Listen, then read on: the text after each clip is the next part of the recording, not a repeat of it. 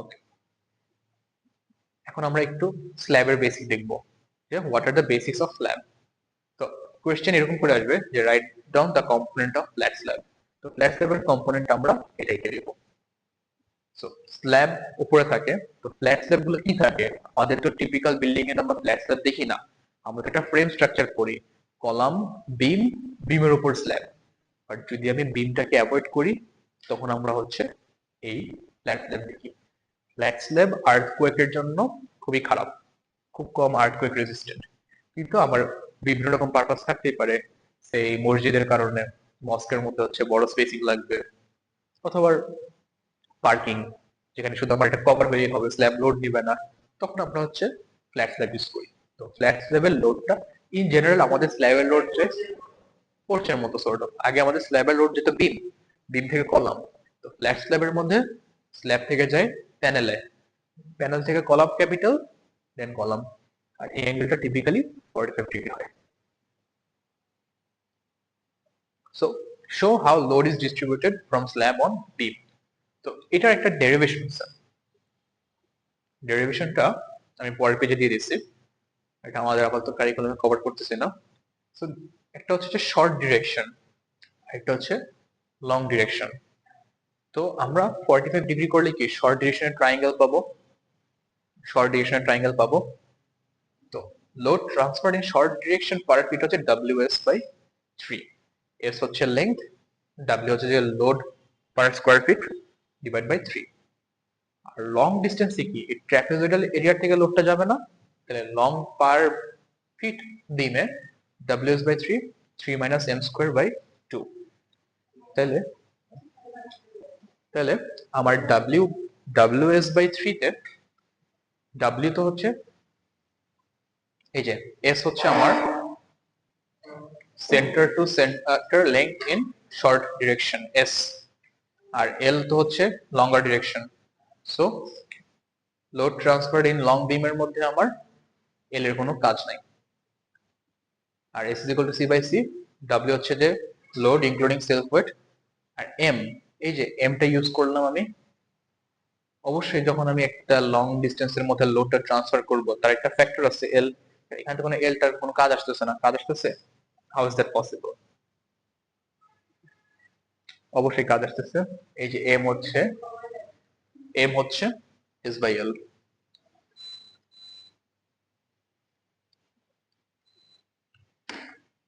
তাহলে M is equal to S by L। তাহলে এইভাবে আমাদের লোড হচ্ছে স্ল্যাবে ডিস্ট্রিবিউটেড হয়। খুব স্ট্রেট ফরওয়ার্ড কোয়েশ্চেন। তো এটার একটা ডেরিভেশন দেওয়া আছে, কারণ লোড গুলো তো আমার, এটা আমি ইউটিউব থেকে নিলাম, লোড তো আমার সাধারণত শর্ট স্প্যানের মধ্যে এরকম ট্রায়াঙ্গুলার ভাবে পড়ে। সো এই যে মাঝখানে যে ধরনের লোডটা পড়তেছে, সাইডে অন্যভাবে পড়তেছে, এই কারণে এইভাবে লোড ডায়াগ্রামটা এরকম থাকে। লোড থেকে রিয়াকশন ফোর্সটা এদিকে বের করা হয়, বের করে দেন আমরা হচ্ছে ডিরাইভ করে WL/3 এই ফর্মুলাটা পাই শর্ট স্প্যানের জন্য। সিমিলারলি লং স্প্যানের জন্য আমরা ফর্মুলাটা এভাবে ডিরাইভ করি। এক্সামে থাকবে না, বাট যদি কিউরিয়াস থাকো আমি স্লাইডটা দিয়ে দিব, এটা দেখে নিব, কোনো কোয়েশ্চেন থাকলে আমরা জিজ্ঞেস করতে পারবো। এইভাবে আমরা হচ্ছে ফর্মুলাটা বের করি। ওকে, তারপর হচ্ছে কর্নার রিইনফোর্সমেন্ট। স্ল্যাব তো আমরা সাধারণত দেখি যে লংগিটিউডাল রিইনফোর্সমেন্ট দিই, ট্রান্সভার্স রিইনফোর্সমেন্ট দিই। এগুলোর যখন হিসাব করি তখন আমরা কয়েকটা জিনিস কনসিডার করি, যে ঠিক আছে আমার লোড এরকম থাকলো কোনো প্রবলেম নাই, বাট আমরা টেম্পারেচার শ্রিঙ্কেজের কারণে ডিজাইনিং চেঞ্জ আনি, তারপর লোকেশন মোমেন্ট অনুযায়ী কোথায় পজিটিভ কোথায় নেগেটিভ সেই অনুযায়ী আমরা চেঞ্জ আনি। স্ল্যাবের ডিটেলস আলোচনা এগুলো আমরা পাবো। বাট সামটাইমস না, মোস্ট অফ দ্য টাইমস, সব ক্ষেত্রে অ্যাকচুয়ালি আমি কোথাও এক্সেপশন দেখি নাই, কর্নার রিইনফোর্সমেন্ট ইউজ করা হয়। What is corner reinforcement? Corner reinforcement, a special reinforcement shall be provided at extension of corner in both bottom and top of slab. Slab তো একটা বিস্কিট না যে কোনো টপ বটম নাই, এর একটা সার্টেন থিকনেস আছে। তো সার্টেন থিকনেসের টপেও একটা রিইনফোর্সমেন্ট ইউজ করা লাগে, বটমও ইউজ করা লাগে। তার পারপাস কি? রেজিস্ট টুইস্টিং মোমেন্ট আর রেজিস্ট ডায়াগোনাল ক্র্যাক, এই দুইটা কারণে কর্নার রিইনফোর্সমেন্ট ইউজ করা হয়। তো যখন বটমে হয় তখন আমরা এই বরাবর দেই, ফ্রম ডায়াগোনাল টু সেন্টার। এটা কি? এই ব্লু কালার গুলা কি? ডায়াগোনাল থেকে সেন্টার আসতেছে না, এই যে ডায়াগোনাল থেকে সেন্টারের দিকে, ডায়াগোনাল টু সেন্টার। আর যখন টপ বার হয় এটা আমাদের হচ্ছে সেন্টার টু সেন্টার। বা এটাকে আমি আরেকভাবে মনে রাখি, মানে এটা তো বটম উপরে নাকি টপ নিচে সেটা মনে থাকে না, আমি যেভাবে মনে রাখি, when it's the bottom bar এটা ডায়াগোনাল টু ডায়াগোনাল যায়। এই রেইনফোর্সমেন্টটা এরকম এতটুকু এক্সটেন্ড হবে না, বাট এটা কি ডায়াগোনাল দিকে মুভ করা না, সবগুলো কিন্তু ডায়াগোনাল দিকে মুভ করা। আর বটম গুলো কিসের দিকে মুভ করা, এই সেন্টার থেকে সেন্টার, এই যে সেন্টার টু সেন্টার। তাহলে টপ গুলো সেন্টার টু সেন্টার, বটম গুলো ডায়াগোনাল টু ডায়াগোনাল, এভাবে মনে রাখি। কারণ যখন ডায়াগ্রামটা আমি কোয়েশ্চেন আঁকতে দিব, মেনশন করতে হবে কোনটা বটম কোনটা টপ, এটা ভুল হলে তো মার্কস পাবো না।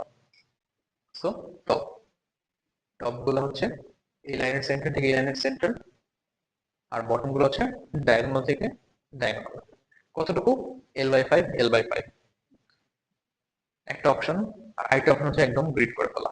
বাট এটা হচ্ছে সব, এটা হচ্ছে ইজি টু কাস্ট, আর এটা হচ্ছে তোমার স্ট্রেংথ বেশি পাওয়া যায়, এটা হচ্ছে ইউটিলিটি বেশি। তারপর temperature and shrinkage reinforcement formula আমাদের মনে রাখা লাগবে, যে আমাদের বারের উপর ডিপেন্ড করে আমরা হচ্ছে টেম্পারেচার এন্ড শ্রিঙ্কেজ রিইনফোর্সমেন্ট কতটুকু দেব। এটা কেন, কারণ স্ল্যাবের সাফিসিয়েন্ট থিকনেস আছে টু রেজিস্ট মোমেন্টস।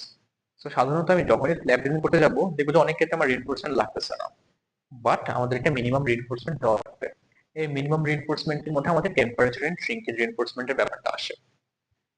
40-50 গাড়ির জন্য 0.002 বিটি, বি হচ্ছে 12, টি হচ্ছে থিকনেস অফ স্ল্যাব।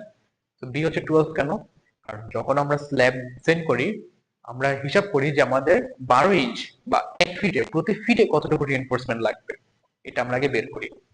তারপর আমরা রিইনফোর্সমেন্ট ডিস্ট্রিবিউট করি, কারণ slab is just lots of beams together. Beam যেরকম লোড বা মোমেন্ট রেজিস্ট করে, স্ল্যাবও তো একই কাজটা করতেছে, ট্রান্সফার করে দিচ্ছে।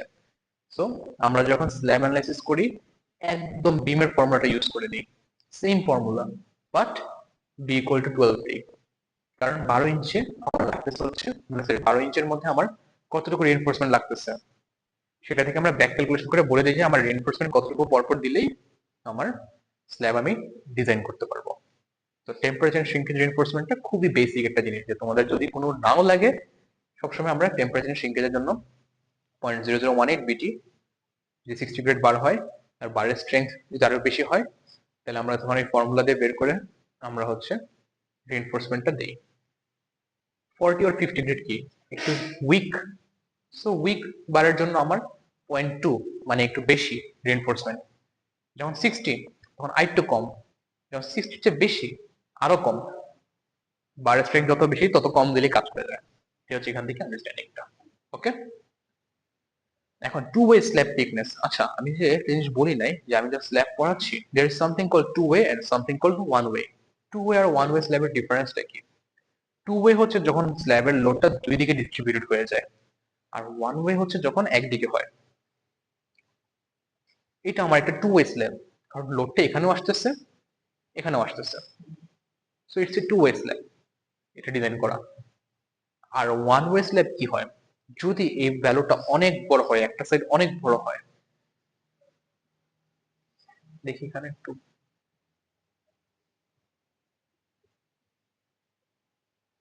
যদি এইরকম একটা স্ল্যাব হয়,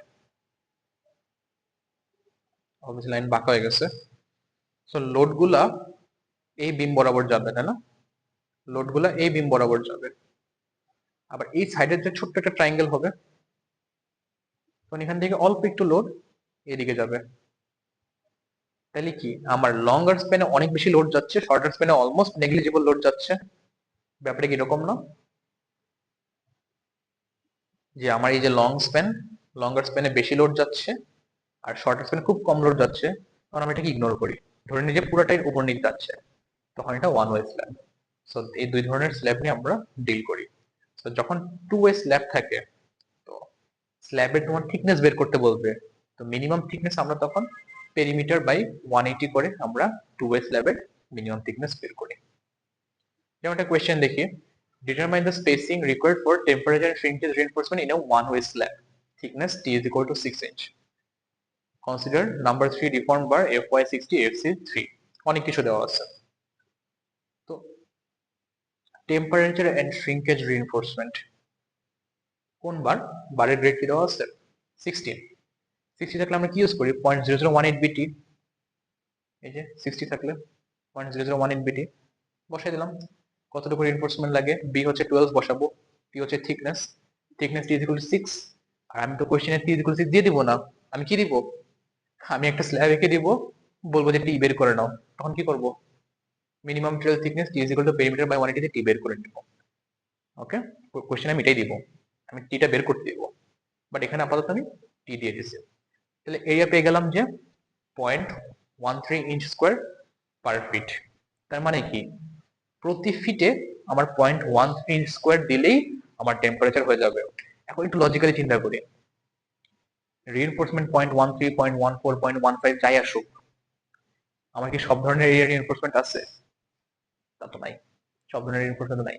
0.11 আছে, তারপর 0.2 আছে, বাট 0.13 তো নাই। তখন আমরা কি করি?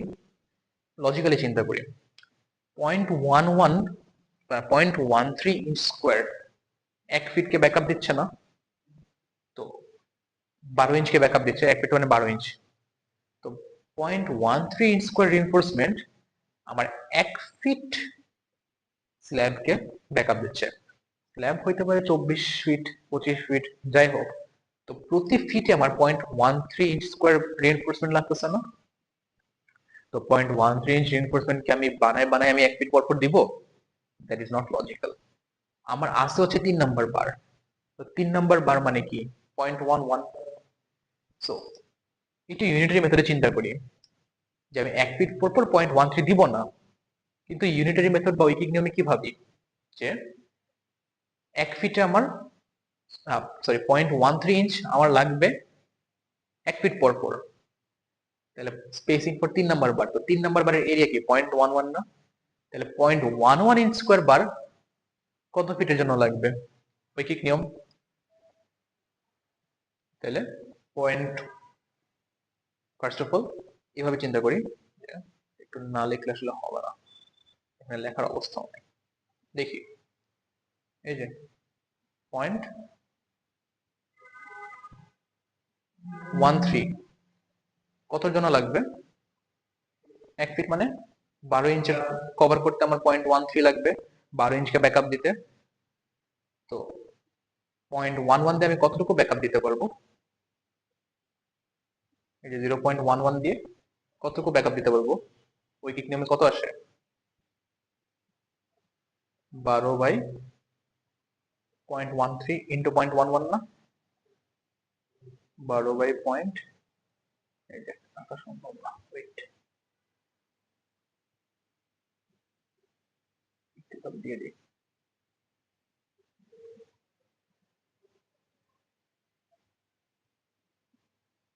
এই যে তাহলে এখানে কি হবে? নিচে 0.13 ইন্টু কত? 0.11 ঐকিক নিয়ম 0.11। পয়েন্টটা আমার না লম্বা হয়ে যায় এখানে দিতে গেলে।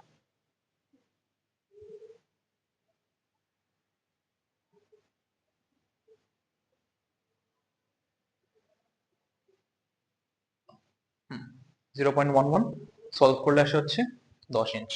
তার মানে আমার 0.13 ইঞ্চ বার ফ্যাক্টরি থেকে বানাই এনে 1 ফিট পর পর দিব না, আমি 0.11 ইঞ্চ যেটা 3 নম্বর বারটাই 10 ইঞ্চি পর পর দিলে কাজ হয়ে যাবে। আর ফাইনালি স্ল্যাব ডিজাইন এভাবেই করা হয়, বা প্র্যাকটিক্যালি এভাবেই করা হয়। আমি দেখি যে পার ফিটে কতটুকু লাগবে, তখন আমি ডিসাইড করি যে 3 নাম্বার বার ইউজ করবো নাকি 4 নাম্বার বার ইউজ করবো। 3 নাম্বার বার যদি ইউজ করি, তখন 3 নাম্বার বারটা আমি কতটুকু পরপর দিলে আমার একই এফেক্ট আসবে? 10 ইঞ্চি পরপর দিলে একই কাজ হবে। তাই আমরা 3 নাম্বার বার 10 ইঞ্চি পরপর দিয়ে দিলেই আমাদের এই স্ল্যাব ডিজাইনটা কমপ্লিট হবে। সো এখন আমি এই কাজটা কিসের জন্য করলাম? টেম্পারেচার এন্ড শ্রিঙ্কের জন্য মিনিমাম বের করলাম না? যখন আমরা বড় ম্যাথ গুলো করি তখন আমরা কি করি? তখন আমরা স্ল্যাবের মোমেন্ট বের করি। মোমেন্ট বের করে আমি হচ্ছে মোমেন্ট থেকে রিইনফোর্সমেন্ট রিকোয়ারমেন্টটা বের করি। মোমেন্ট থেকে রিইনফোর্সমেন্ট রিকোয়ারমেন্ট বের করে আমরা কোথা থেকে শিখছি? বিম ডিজাইনে। তো এখানে আমি সেম জিনিসটা করব বড় ম্যাথ গুলোর জন্য। মোমেন্ট থেকে আমি এরিয়া বের করব অফ রিইনফোর্সমেন্ট, কিন্তু মোমেন্ট যে বের করব, বিমের একটা বি দেওয়া থাকে না, 12 ইঞ্চি 50 ইঞ্চ থাকে না, অবভিয়াসলি 18 ইঞ্চ 16 ইঞ্চ এরকম থাকে না। আমাদের ক্ষেত্রে আমরা কত ইউজ করব স্ল্যাব ডিজাইনের সময়? 12। কারণ আমি কিন্তু প্রত্যেক 12 ইঞ্চির জন্য হিসাব করি, তারপর আমি ব্যাক ক্যালকুলেশন করে কাজ করি। আমার কি স্ট্যান্ডার্ড আমরা 12 ইঞ্চির জন্য বের করি না একটা স্ল্যাবের? সো যখন আমরা হচ্ছে মোমেন্ট দেওয়া থাকবে, স্ল্যাবের মোমেন্ট বের করে প্রত্যেক 12 ইঞ্চের জন্য কতটুকু রিইনফোর্সমেন্ট লাগে সেটা আমরা বের করি। দেন দেখি এটা আমার মিনিমামের চেয়ে কম নাকি বেশি। মিনিমামের চেয়ে কম হলে মিনিমামটা বসাই দিই, মিনিমামের চেয়ে বেশি হলেও ওটা বসাই দিই ইউনিটরি মেথডে। স্ল্যাব ডিজাইনটা এতটুকুই। ক্লিয়ার? এখন স্ল্যাব ডিজাইনে কি কোনো কোয়েশ্চেন আছে? স্ল্যাব ডিজাইনের মধ্যে নেক্সট আমরা যেটা দেখবো সেটা হচ্ছে যে এটা তো বেসিক্স অফ স্ল্যাব ডিজাইন, যে একটা স্ল্যাব ডিজাইন কিভাবে করতে আইডিয়া দিলাম। নেক্সট আমরা যেটা করবো সেটা হচ্ছে যে আমরা একটা স্ল্যাব নিয়ে আসবো, একটা স্ল্যাবের মোমেন্ট বের করা শিখবো, মোমেন্ট বের করে রিইনফোর্সমেন্ট বের করা শিখবো, রিইনফোর্সমেন্ট বের করা শেখার পর আমরা এই ক্যালকুলেশনটা করে ফেলবো। ওকে, কোনো কোয়েশ্চেন? শিওর?